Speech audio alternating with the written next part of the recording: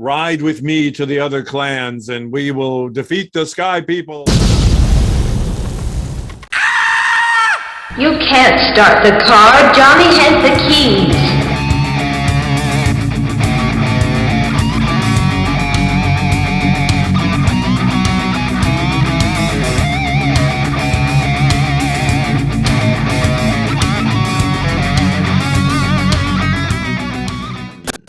Hello out there in podcast land and YouTube land. You have reached Johnny Has the Keys, where we talk about horror movies and science fiction films and those key elements that lift them above the average genre fare. Are you joining us for the first time? Well, we would like to welcome you to the party. Come hang out with the cool kids. You know you want to, Opie. Are you rejoining us? Well, we'd like to welcome you back because you'll get why I'm always stumbling on my words and have terrible introductions. I am here with my good friend, Mr. David Horton. He's my co-host. David, how are you doing today? I'm doing well. I love your intros. It's always so impromptu. But that's kind of, as we've said several times, that's kind of like what I like about doing the show with you. Is we don't script this out, and this is just us talking and what comes to mind. And sometimes we'll overlap. So I like that. Sometimes we may even use the word no, never. There is never an or an or sort of thing. I've been good genre-wise. What's going on in your genre week? Well, I've been doing a lot of homework for upcoming shows, of course, and trying to stay on top of all that. But for an indulgence, I guess, because I think I even mentioned either last week or week before, whatever, I finally finished Strange New Worlds, which is the new Star Trek. But it just kind of put me in my Star Trek mode. And, on the sister podcast, we're doing original series, season 2. But it just kind of inspired me. So I went back and I revisited Wrath of Khan. We've covered it in the show. Loved the movie. I could watch it every month. Yeah, me too. And just went back again and just marveled at what a great... we're doing our top 5 too. By the way, if you're on YouTube and want to see our top 5, those are coming out now too, but or have been coming out. But if you, we had to clump in the thing. We had to clump everything together in production. We had to say, oh, is this and this, and that's the way. 5-minute video was 12 minutes. Yeah. Well, that's the way. Wrath of Khan is for me. It's just everything. I even like, Shatner's toupee in it. I love the movie, everything about it, the lighting, the direction, the what they call the monster maroon, which is that, that red uniform, one of my favorite uniforms in Star Trek history. It's definitely more formal military. And and there was a great thing about understanding that Star Trek came from it was created by military men, essentially, with Roddenberry and Kuhn and Justman and all the rest of them, who all had service records. And they kind of infused that in the original writing. And, that's kind of carried through in Wrath of Khan, that whole military bearing. And it's just a well-done movie. Anyway, I just revisited it. I loved it. I'm sure it's not a foreign horror movie from Shudder or anything. So. Wow. Should you mention movies from Shudder? What? Me? Never. I did not watch a foreign movie from Shudder. However, I did watch a movie. I gauged some of these and picked some of these because I look at the ratings on Rotten Tomatoes, just because I don't want to get a real turkey. In this case, I got a little fooled. This one was called The Taking of Deborah Logan. And it looks, okay, when you see the poster, obviously it looks like a possession story of some sort. Well, it says evil lives within you. So I'm just saying. Well, what I didn't know is that it's a found footage movie, and I started watching it and almost stopped because I'm not a fan of found footage movies. They need to be really good if they're going to hold my attention. The problem, it's a shame because the story it starts off really well. Basically, it's about a woman that has going through Alzheimer's. So her daughter she's going to lose her house. she has no money. So her daughter hires a documentary crew from like a local school to do a documentary that will get them funding so that she can keep her house or whatever. And it turns out, obviously, that she's not got Alzheimer's. She's possessed. But so the creepiness in that alone to me is a good plot or origin. I mean, that's a good way to go. It goes off into left field with all of a sudden tying in the possession being that of a serial killer that got killed and I guess did some kind of Indian ritual, and her daughter, there's a lot of coincidence here. Her daughter was going to be the 5th victim of this serial killer. And now he is coming back through her mother, not Alzheimer's, and is going to get his 5th victim, because there's this 5th victim he has to have to create, I don't know, some pentagram. The portal into the evil world. Yes. Yeah, exactly. It got 91% on Rotten Tomatoes. I would have given it at least 75 or 80 probably. It's directed by a guy named Adam Robitel. He doesn't have a lot. I looked at his resume, a lot of video shorts of escape room things. So this was like his first delve into a feature film, which this went direct to video. I think you could buy it for download at first, and then now, of course, you can stream it. It was written by Robitel and a guy named Gavin Heffernan. He's not got a lot of credits as well. Mm-hmm. However, they did cop a woman named Jill Larson to play Deborah, and she is a soap opera vet. She's been on All My Children since like 1989. Okay. And she's great. I mean, she is awesome, and she is insanely skinny. I mean, she looks creepy almost as herself. Because she is very, very skinny.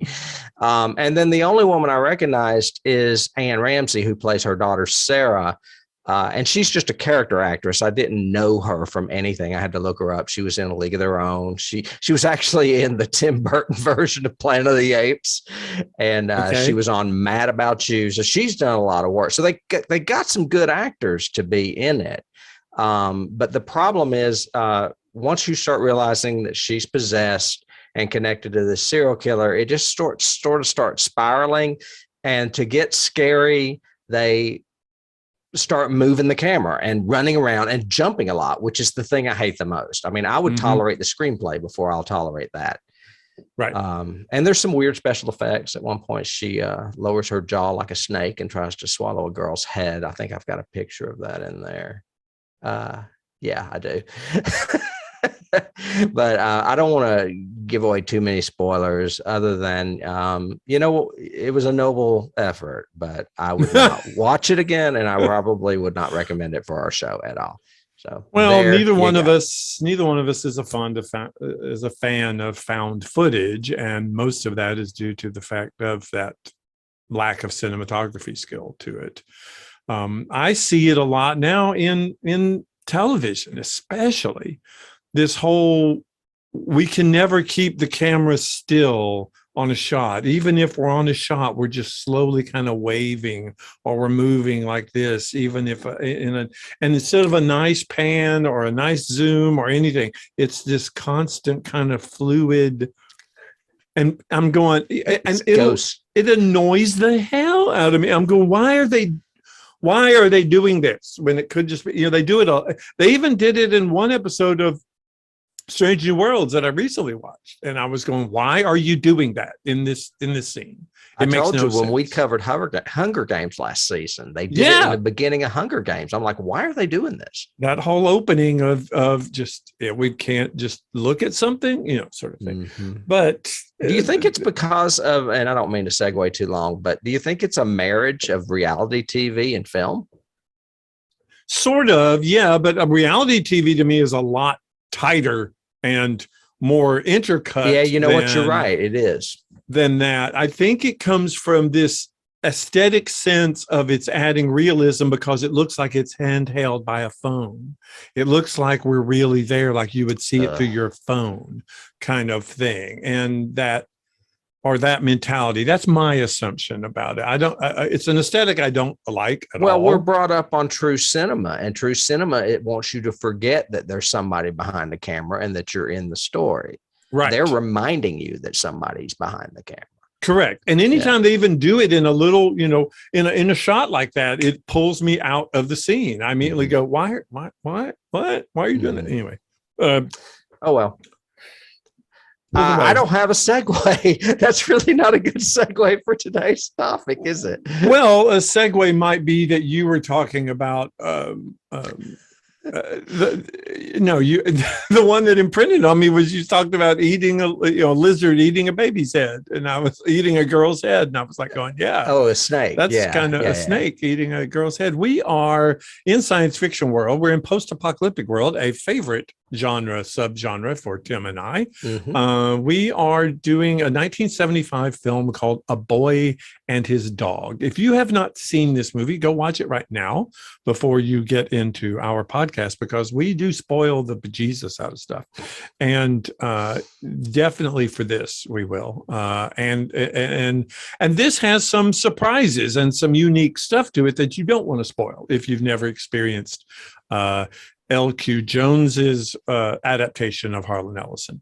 And that's basically the credits for it. It is written and directed by a gentleman named L.Q. Jones, who was an actor. He actually was a Peckinpah actor. And this is really the only big thing he ever did. And he adapted a short story / novella by Harlan Ellison, the famous science fiction writer, called The Beast That Shouted Love at the Heart of the World, and turned it into A Boy and His Dog. You had obviously seen this movie before. I have obviously seen this movie before. Before I do the synopsis, what did you think on the rewatch? Did you... Well, I was trying to remember the first time I saw it, and I'm pretty sure I saw it at Dee and Rodney's house that we rented it on video. Okay. And I was not a huge fan of it then, and I'm still kind of not a huge fan of it. Okay. It's, to me, it looks, especially the stuff that's above ground, looks like a bunch of guys said, hey, let's make a movie in the desert. Yeah. And I mean, I have a key later on that there is one really good thing that came out of this movie, but I kind of agree with Harlan in that a lot of people love this movie for its last line, and Harlan doesn't, because it's basically just turns the movie into a joke with a punchline. Does that make sense? Sort of. Yeah. I would disagree in that it's not like they haven't set up that that the dog does have these kind of humorous attitude and humorous quips and lines and everything else all the way through it. So it's not like that's a huge surprise that he makes a pun at the end. And I like the pun, actually. I was amazed rewatching in the end, because I haven't watched this in a decade, probably, or Me more. either. I was surprised at how much I remembered and how much I was influenced by it. It brought back a flood of memories from the Theater Guild days and everything else, of me even using the line "once more into the breach." I use that a lot. The whole pun ending, some of it was just a huge influence on me. This was a unique movie. I think I owned it on VHS. I had it. I watched it a lot, quite a few times. I liked the post-apocalyptic setting. I liked the whole, at first I was going, why are they digging down in these craters? And then I realized, because there's like 20 feet of dirt on top of the world, sort of thing. And they're actually going through skylights and roofs and everything else, which I thought was a cool concept I had not seen before, sort of thing. A brief synopsis. It's set, of course, in a post-apocalyptic world. A boy named Vic is able to communicate telepathically with his dog named Blood, and they scavenge for food, they scavenge for shelter, and they scavenge for sex, because he's a young boy. they stumble or get actually trapped into an underground society that is preserving the old way. It's a Topeka, I think. Because the daughter of one of the leaders of the community seduces him, lures him down. He ends up finding out that he's going to become a breeder, an impregnator for the women of this underground society, because it seems the men have become impotent due to, I guess, lack of sunlight or something. They kind of just briefly hint at it. And so every few years, they have to bring somebody from the surface down and use their sperm for their women to make more children's. And he naturally escapes from that. And then there's a humorous kind of tag ending to it. You weren't a fan. Were there any scenes that you did like in it? No. I have a lot of questions. I want to know why everyone down below wears white face makeup like clowns with Shields and Yarnell-esque. I think that was a very 70s affectation to show that they are fake, that they're insincere, that they're wearing a quote mask kind of thing. Well, and I get the impression that LQ may be a hippie kind of. Oh yeah, I got that impression too from a lot of the stuff. I mean, I had that too at first, but it also throws you off. It definitely makes you as a viewer go, what is going on? Almost that mid 70s, late 60s sort of hippie feel of, you know, when they would show parties in the 60s, they were these weird mixes of like strange camera angles or shooting through the wine glass or weird lava lamp lights on the walls. And it was all this trippy, weird, strange stuff. And then when they would project future society, they would do the same thing. Rollerball did the same thing. The future society was this weird mix of partying and weirdness. Well, I mean, it's the time. It's when they filmed them. I mean, they were both filmed in the mid 70s. So. Right. And they do the same kind of thing here. I think it's to intentionally throw you off. I have not read the source material, so I can't tell you. Well, I was going to correct you on that. Actually, the collection is called "The Beast That Shouted Love at the Heart of the World." The story is A Boy and His Dog, because the Beast is actually a story itself. Oh, okay. Okay, so yes, I'm familiar with the actual source material. So I'm curious if Harlan described them that way. I've actually never read the short story. Yeah. I have read the Beast story, but I've not read A Boy and His Dog. Harlan was kind of a victim of his time too. We have talked about him a lot on our sister podcast, the Dilithium Chamber, because he wrote one of the most famous episodes of Star Trek. But we also know that he was a little horn dog, always trying to get into different women cast member pants at the time. And that's what cracks me up about this story. This story kind of makes me feel adolescent Harlan, where it's all about getting laid and eating food, basically. Yeah. Oh, That's what this movie is about. You know, all Don Johnson is a horn dog, you know, running around trying to get laid in the apocalypse. Yes, I totally agree with that. He's definitely not a Mad Max. He's not a hero. He's not anything like that. He is simply a survivor and very adolescent. And very obnoxious. Yeah. Maybe that's why it appealed to me, because, I mean, at the time, I mean, I was a 14-year-old boy. I kind of liked this movie. It had a lot of things I agreed with at the time. Sort of thing. No, I could understand a young heterosexual man really appreciating the story for those things alone, especially, you know, adolescent. But as a gay man, it didn't reach out to me that way at all. So, well, and now we look at it as very misogynistic. I would say so, very much so. Yeah. Even though she is portrayed really well in this. The cast, like you said, the cast has Don Johnson in the role of Vic. It has Jason Robards as essentially the villain, the head of the committee down below, and Susanne Benton as the girl in it. And she's actually really strong in this. I liked her portrayal. I was surprised when I did research that she hadn't done more. she didn't go on to do a lot more stuff, because I expected her to have done it, but then I didn't recognize her, and I was going, I don't remember. So she did a lot of television, but not a lot by any means compared to other actors and actresses that we have covered before. No, I don't have any notes for her as far as casting.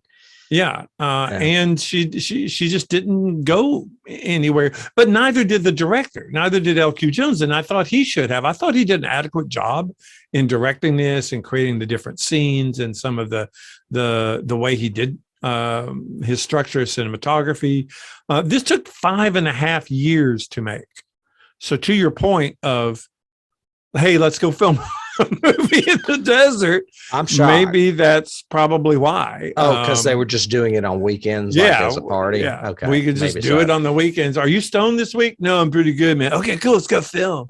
Well, and that would also explain why Don Johnson looks like he's almost 30 and he's playing a boy. Yeah. Yeah. Yeah.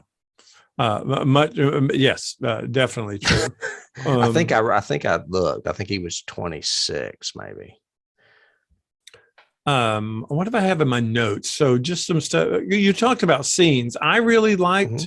I remember scenes in this. I remember the movie scene, of course, because it's bad porno and racist movies that's their entertainment, really. I remember L.Q. Jones is actually the star of one of those porno movies. That's what I read. I'm assuming it's the one that actually has a title, although I didn't write the title down. Well, I don't think it was real, but I think he played the actor in the movie or whatever. Right, that's what I mean. But yeah, the one that had a little bit more notice, not the one where they're talking about burning the person in the church or whatever. That was just so almost offensive. Almost. But I remember that scene. I remember the scene, of course, in the boiler room and the once more into the breach, my friend, and I remember the screamers, because I thought that was a cool concept of radiated mutants that you're afraid of. And that's a very sci-fi concept. Sand people. So yeah. That was my key there. You had Sorry. That. That's okay. But and then I remember Michael, the overall straw hat, red gingham check shirt robot. Right. That is the enforcer. I would say his scenes are the ones that stick out to me the most, especially when he's coming after them. Well, naturally, that's the horror part. He's going and tearing people's heads off and stuff. Yeah, of course you like that part. Yeah. But I also remember, this is kind of boring. Oh wow. He tore his head off. Yeah, he tore his head off. Cool. And of course, I like Blood all the way through this. I love the voice actor who plays him, and I think he has such personality. Blood has the dog character has such personality. And I remember at one point doing research on this, I was reading it and I had remembered it, so I was looking it up. But yeah, there was at one point in the iteration of the script, they were going to, in the development, they were going to animate Blood's mouth so that he talked instead of but that technology was not available yet, like Jurassic Park. Nor would it have worked or been anywhere near good. I mean, even the first films that did that in the 90s didn't look good. Like Look Who's Talking and whatever the pet movies were. Right. Well, but the point is that it wouldn't have worked because of the whole concept of the telepathy. That's what made it really cool. Oh yeah. Yeah. I could see that. Yeah. So that was my take on that. Dennis was in the room when I started watching it, and he immediately went, I know that voice. Who is that? And I was like, well, I don't think you know it, but it is very familiar sounding. He thought it was a famous actor. Instead of the character actor that it is. What is his name? Tim McIntyre played the dog. Are you with us? Hang on, my video's messed up. Well, you said, going back, that Dennis knew the actor, but he was mistaken, right? Yeah, I don't think he really knew who it was. think he recognized the voice. Well, I like the voice because it does remind you of, somebody's grandfather or some, it's a very soothing voice. I like his meter. I love his inflections. I thought he was really, I thought that was really good. I also thought the casting of Jason Robards as the villain and the way he played it was creepy as hell to me. I really liked it. I think he's the strongest, obviously, in this. Oh yeah, by far. And those line readings of lack of respect, wrong attitude, failure to obey authority, to the farm, the farm immediately. Yeah, that was just, oh my gosh. It was, and it had a very Ellison timbre to it, Ellison kind of language. All of the stuff underneath reminded me more of Ellison than the stuff on top, if that makes sense. I would also, and thinking of watching it again this time, I meant to look it up and see if there is. And so if even you out there can find it and source it, send it to us. But I wonder if there's a recording somewhere of just the stuff on the broadcasts, just the stuff that's being, said over the speaker in Topeka, because you kept hearing this Amber Alert. The hydroponics garden, Amber Alert, and then and this huge chase is going on, and you're hearing, something like, make sure you only use blue cheese. A note from the committee. I would love to know what they were really saying, because you couldn't understand a lot of it. Yeah, I don't. There's things I like and dislike almost simultaneously about this movie. Okay. One is that it's obviously filmed on the cheap, so there's not a lot of realism, and I would usually appreciate that in a film, but it's almost too badly in this film. Like, the desert scenes don't look apocalyptic enough, and the scenes below where it's supposed to be more normal look fake to me. I don't know if I'm articulating that the way I meant to, but it's almost the opposite, where I need a little more up top and a little less down below. Wow, that sounds like something. That's what she said. No, but yeah, I can understand that. Although I don't share the observation, I can understand that. No, I don't think they had a lot of production value on the surface, and they basically, although I did read that they brought in like 500 pounds of junk and garbage to throw everywhere for these scenes. And I don't think they have enough of an aesthetic of the apocalypse. It was filmed outside of Barstow, California, so it was filmed in a place that they could drive to in 20 minutes while they're tripping sort of thing. On acid or whatever. Yeah, maybe. Yeah, I do think it, and we'll get to it in Keys. I do think it had a tremendous influence on later post-apocalyptic movies. Oh yeah, absolutely. But and I can see how it's interesting that you thought the scenes down below were fake, because those were actually filmed on location as well. I think a lot of it has to do with the makeup. I think it's the makeup and the lighting. It's always dark down there, and it's intentionally very forced, kind of weird lighting. It's from the side a lot of side lighting. And although I do love the fact that the bulk of it takes place in like a church. That's their office, is like a Methodist church somewhere. So that had a lot of Ellison to me too. I agree with you. This is a kind of love it or hate it, or yes, it has some good stuff and also some really bad stuff kind of movie that, similar to the ones we covered in the past. Although I tend to, in those, a lot of times go more toward the negative. I tend to go toward the positive in this one. I kind of like elements of this. And again, maybe it's because I was attracted to it when I was 14. Yeah. I've watched it several times since then.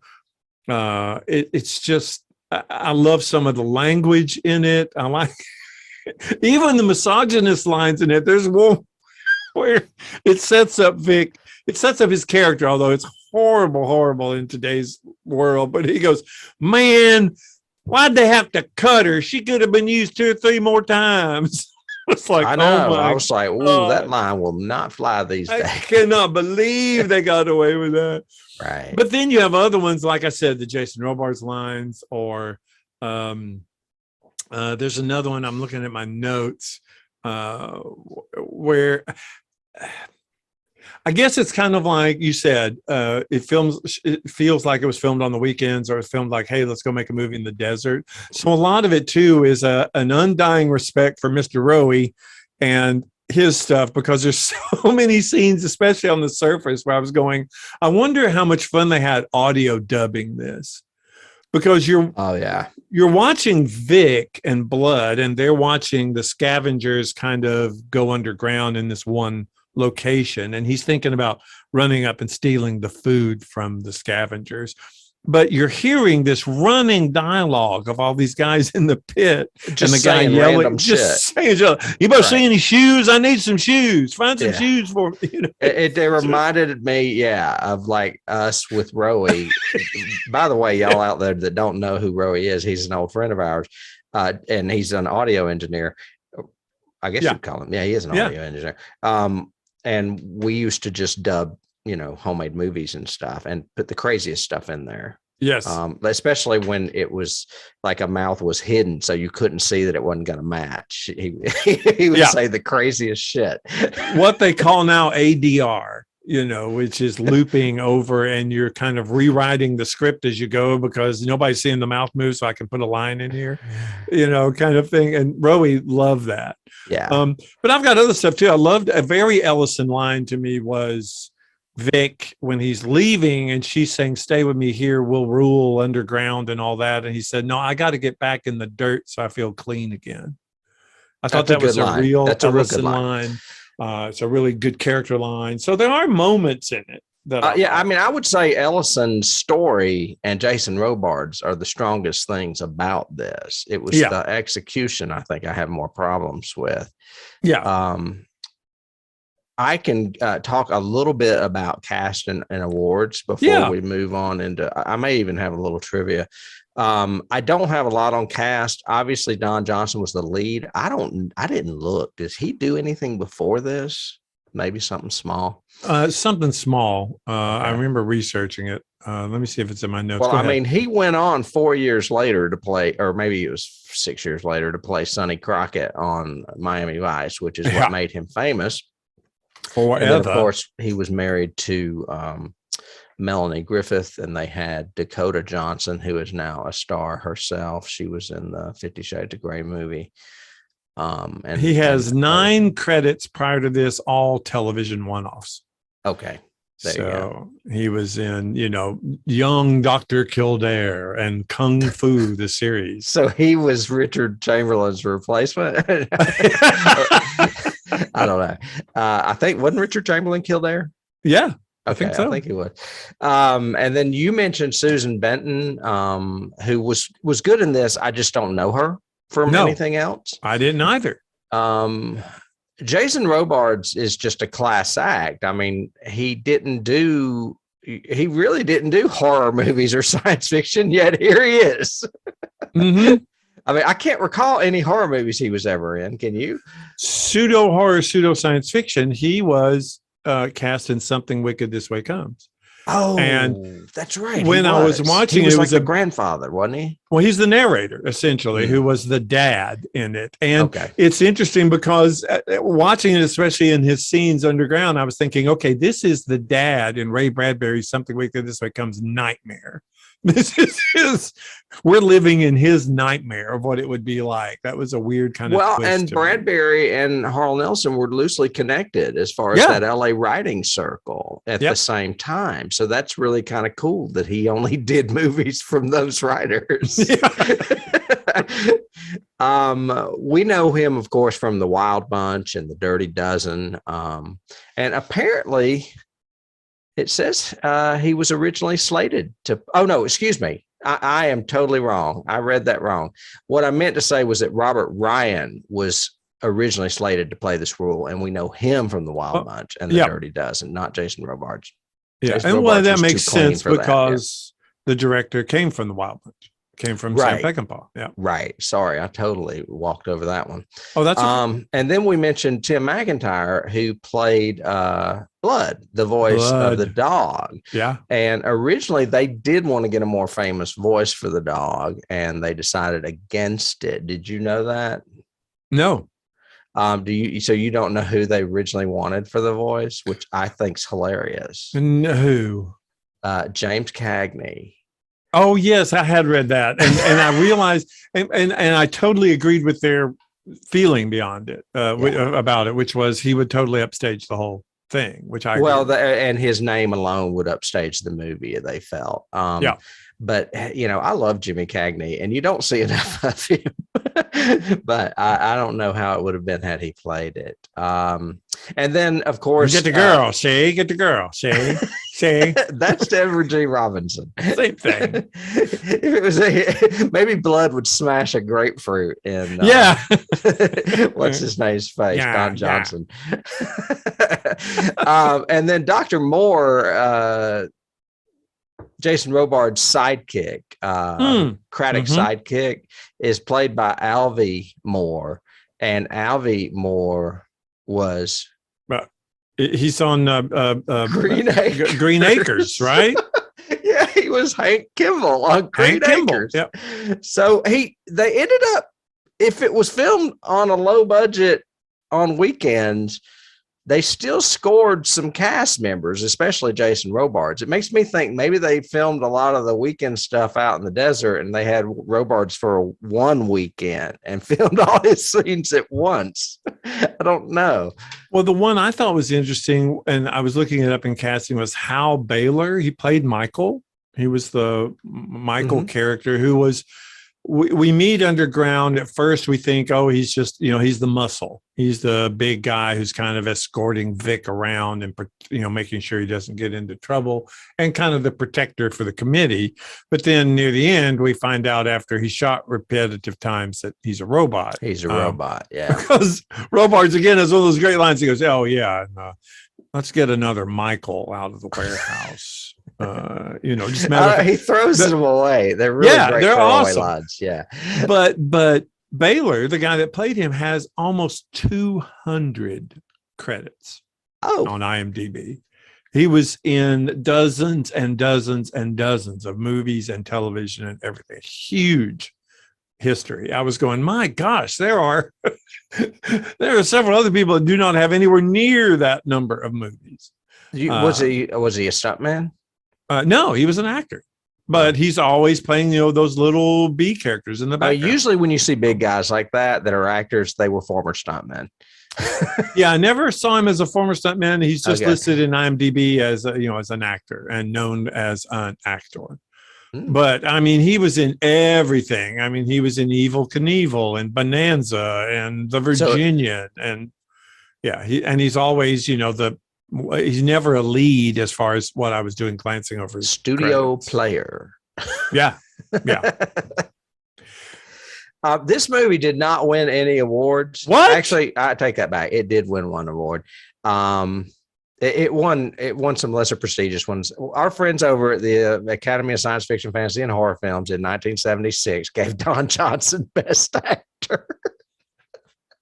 Wow. That's why I kind of laugh at it. I wouldn't have gone there. No. And it was nominated for Best Science Fiction Film. However, it didn't win. It did win a Hugo Award for Best Dramatic Presentation, and that went to L.Q. Jones and Wayne Creston Turner for the screenplay and Harlan Ellison for the story. Now, I see why that happened. I think that went because Harlan's name was on it. But yeah, I can understand that. Yeah. And that, actually it was nominated for the Science Fiction and Fantasy Writers of America. I don't think we've ever covered them for Best Dramatic Writing, but no, it was not a winner there either. And it was not on our 1001 movies you must see before you die list either. See, I would probably, as apocalyptic subgenre, I would list it pretty high up there in that subgenre. And, the movie will probably always be known for the last line. Right. those of you, hopefully you've seen it, but if you haven't or want to know, here's the spoiler that Don, that Vic does escape with Sally June, Quilla June. Quilla. Does escape with Quilla June, but they find blood near dead. He needs food. He's almost dead, everything else. And then we suddenly cut, and it's the next day or the next morning, and Blood is feeling much better. And obviously he was fed, and it's just Vic and Blood. And you're kind of looking in the background, you're seeing pieces of white costume, which is what Quilla June was wearing. And Blood is saying, you might need to save some of the meat for later, sort of thing. And the last line is Blood saying, I'd certainly say she had marvelous judgment, if not particularly good taste. Yeah. And he laughs as he delivers it. So he knows the pun he is saying. And yeah, I always remembered it. It always cracked me I think up. that's why this movie resonates with people. I think it's such a powerful coda that that's what people remember this movie fondly for. I am, for one, sure that when I watched this movie with Dee and Rodney, Dee was already saying, I love this movie. It has the best ending. You know what I'm saying? Yeah, I'm sure. Yeah. So I was anticipating it being more, but to go through the whole movie to get to that, it's just a little bit of a letdown to me. Well, I also think being known for that, it's another one of those like Planet of the Apes ending kind of things where you totally did not expect it. Mm-hmm. You did. His whole point was now he's been chasing women for the entire movie. Now he's got one. Mm-hmm. And so he sacrifices her for the dog. For the dog. Yeah. So it's an ending that you wouldn't see probably recreated, and you didn't expect coming, kind of thing. That was a good key though, Planet of the Apes. I didn't even consider that because it had a twist ending too. And this has a twist ending. Yeah. Yeah. A sci-fi apocalyptic twist ending. Both of them are sci-fi apocalyptic films. I have... Oh, you know what? I have no trivia. All I have left are keys. Okay. Such as? We can... did you have anything else you wanted to discuss first? The only trivia piece I found interesting was this movie played nonstop for 14 years. Thanks to drive-in movies and midnight shows. It was always released from 75 to 89. And I thought that was very interesting. It played for 14 years in the midnight circuit and everything. I would like to see a list of movies that did that because, I'm sure Rocky Horror is probably number one. Same year. Rocky came out in 75 too. And then what else would be up in there? Monty Python and the Holy Grail. Maybe Holy Grail. Maybe Dawn of the Dead. Dawn or Night. When Night was revived, I think it kind of played along a lot. But yeah, that would be a cool list to kind of research and see. That's a topic in itself for sure. Definitely. So what about keys for you? There's one huge obvious I know you're going to do. Are you talking about what it went on to inspire? Oh yeah. Yeah. I think that's another, if we were doing crystals, I would say that would be a crystal of this episode, is that it inspired George Miller to do Mad Max. Oh gosh. Yeah. And so I love this movie alone for giving me that series of movies. True. Huge. And the thing, and I was going to allude to it earlier, and I didn't want to spoil the key, but it's clear that Miller went for the same aesthetic of a trashy looking apocalyptic wasteland, but his just looks so much more cooler. It doesn't look like just a bunch of garage sale items thrown on a cart, True. His aesthetic was very much cobbled together kind of technology as opposed to just having what we have kind of thing. I could see it happening simultaneous in his universe only a few years earlier. So at the same time Mad Max was taking place, in other words, society is still there. so to speak. The cops are still the cops, all of that kind of stuff. Before it became Road Warrior would be Boy and His Dog. You know what I mean? So it's that transitional period when they haven't built their own cars into weird mechanizations or whatever. They're still just dealing with what they have left over, kind of thing. I could see that. And the focus, of course, in Miller was design and cars as opposed to women and weirdness. Well, there is some misogynistic stuff in Mad Max, but it's the bad guys doing it. And this, it's technically the good guy. It's essentially, well, and all the way through, even if you consider it, the committee down under considers women as secondary citizens. Yeah. Even though there's a female on the committee, she's that old secretary that you always see in some, rural community. They're all sitting around hopped up, ready to get pregnant. Oh yeah, all the women are ready to get married and pregnant. That's what they should be. And talking about recipes. We just lost all our female viewers. And it was weird that was what they accepted. So there's all of that in there. And even Quilla June is kind of trying to rebel against them, but doesn't succeed in more than one way, sort of thing. But yeah, Road Warrior is one of the biggest keys. You put Road Warrior. I said Mad Max, but yeah, Mad Max, Road Warrior. I mean, if it inspired him to do Mad Max was released in 1979, 4 years later. So if he saw this, he made Mad Max 3 years later, probably. Yep. And definitely. And I don't think he just went out and filmed on weekends. But and one of the more recent keys would be Fallout. Fallout the creators of the game Fallout, which has now got, I think, 5 iterations in it, say that they were very influenced by this movie, down to the way the cans are the only source of food kind of thing, and all of that, and having wild, bizarre little outcroppings of humanity in weird ways, like an outpost, i.e. the committee down under sort of deal. Yeah, I don't know anything about that game, but I did read that it was heavily inspired by this movie. Yeah. I've only played up to 4, so I haven't played the last one yet. But I mean, it's really the world building in each game is really incredible. It's really cool. Basically, you play a character who was in a fallout shelter, and it's how you wake up and go out and what you find in the world that's left over. So, from a post-apocalyptic standpoint, you'd love it. You'd love some of the stuff in it. Cool. I need zombies. There are more like flesh eaters or cannibals, cannibals kind of thing. Yeah. I have an influence on this, of course, which is William Shakespeare, because Once More Into the Breach is a quote from Shakespeare. Is it Henry V? Yep. Yeah. Yep. I thought it was. I have one that it kind of surprised me because I didn't expect it. Like you said, I had forgotten. But when what's his face, that actor that you mentioned, turned into the robot on the stalking, Michael. Yes, Michael. It was very Westworld. I mean, I was like, oh my God, he's Yul Brynner, man. He's just walking up to people and ripping their heads off. That's a good one. Yeah.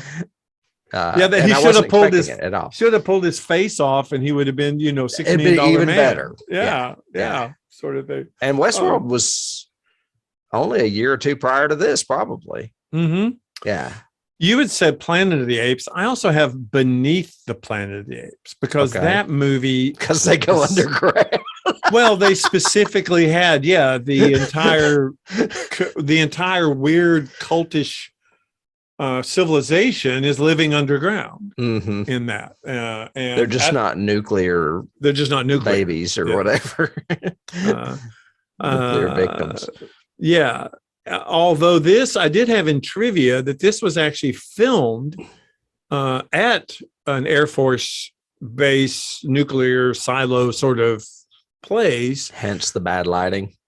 Well, no, in just in the transition. When Vic first climbs down and he's going down to the below area. And the reason for it was they only had 2 hours to film there. because it had just been used by Ice Station Zebra, the movie. Oh, and they had left it so trash that the Air Force didn't want to use any other film crews and wanted to let him use it. But LQ essentially, used all of his muscle, beg, borrow, whatever, and got at least 2 hours to do that transition down into the below, which I thought was an interesting little trivia bit. You totally distracted me with Ice Station Zebra. Love that movie. I was like, I movie. need to revisit that. I can't even hardly remember it. That's where I learned the word "do svidaniya," which is until we meet again, because of all this. Oh, well, great. That's a great novel too. Oh, and Rock really Hudson good. Never got a lot of cred for acting, but there was like a handful of films he did that he is really well known for, and that's one of them. He's awesome in that. Yeah. He's great in it. The guy, Patrick McGowan, is in that. Oh yeah, Ernest Borgnine is actually good in it. We have a movie on our list that is a Rock Hudson movie called Seconds, and I haven't seen it in a long time, but he thought it was going to be his comeback, and it's a science fiction story. I have never seen it. It's John Frankenhammer. Really? Okay, I may have to look that one up. Yeah, I mean, I think it's on our list. We could definitely do it one season. So definitely. Keys. Well, we mentioned Screamers and Star Wars. Yep. I have one that I lifted from IMDb. This may be the last one I have, actually.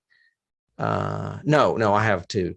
And that's Ray Manzarek, the keyboardist for The Doors, was a musician on this movie. Yeah. Do you remember the music from this movie? Not really. No, not at all. Not at all. not one theme to it. Nothing. I was why are they crediting him? There must be music somewhere. It must be, but maybe the porno soundtrack. I don't know. Well, when I hear The Doors, I think of keyboards, and that's Ray Manzarek.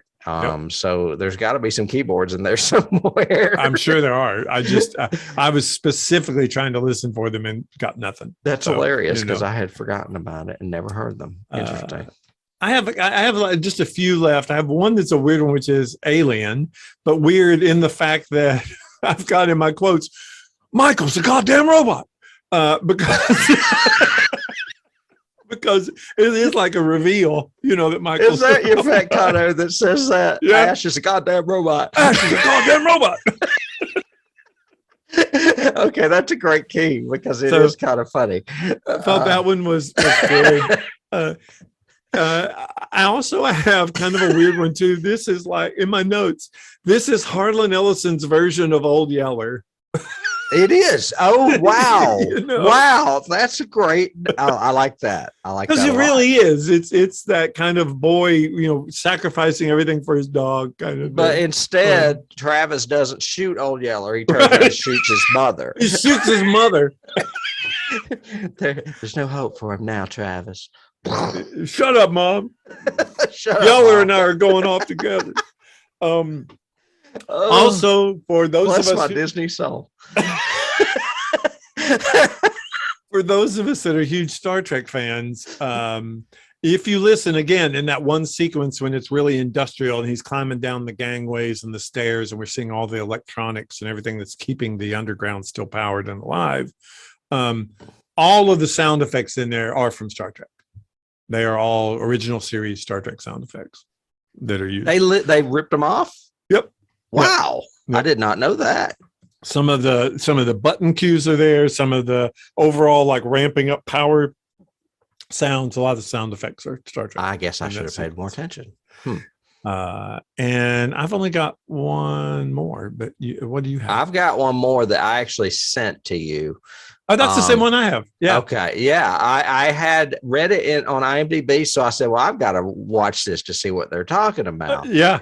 And apparently, Clockwork Orange came out like 4 years prior and had a very distinctive trailer. And the trailer to A Boy and His Dog completely rips that off. Yep.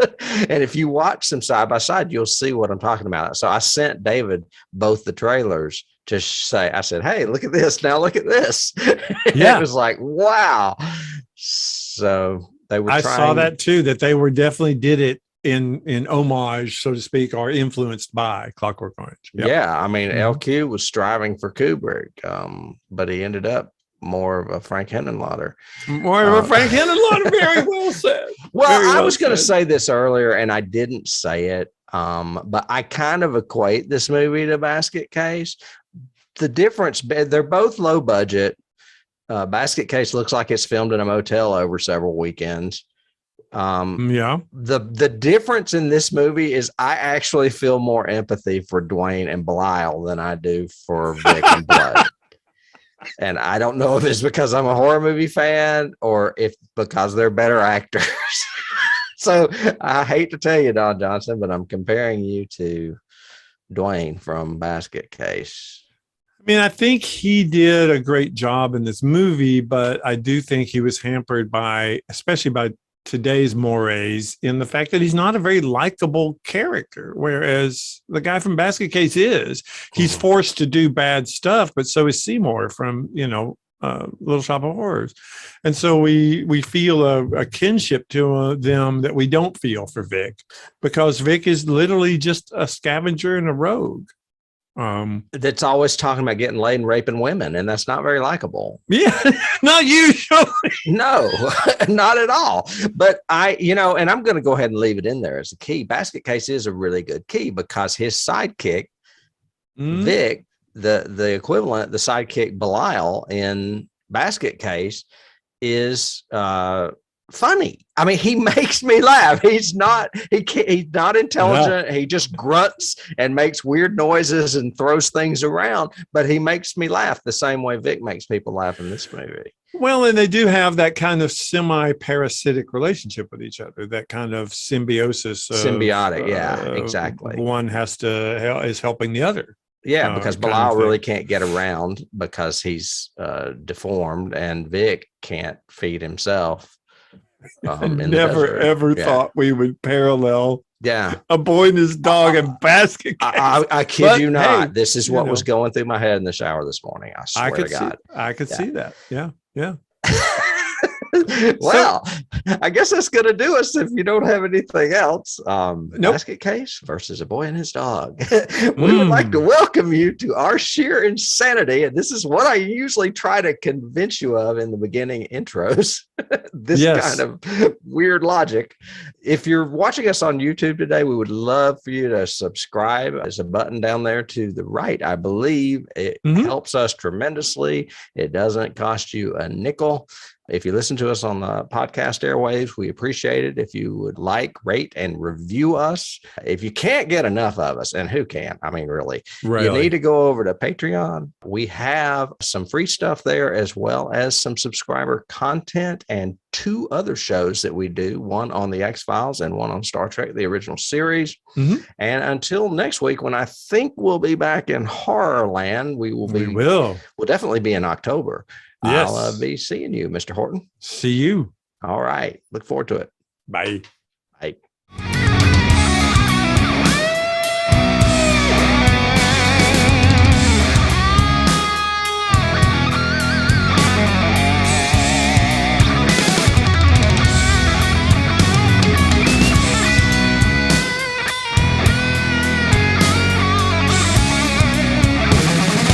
Can't start the car. Johnny has the keys.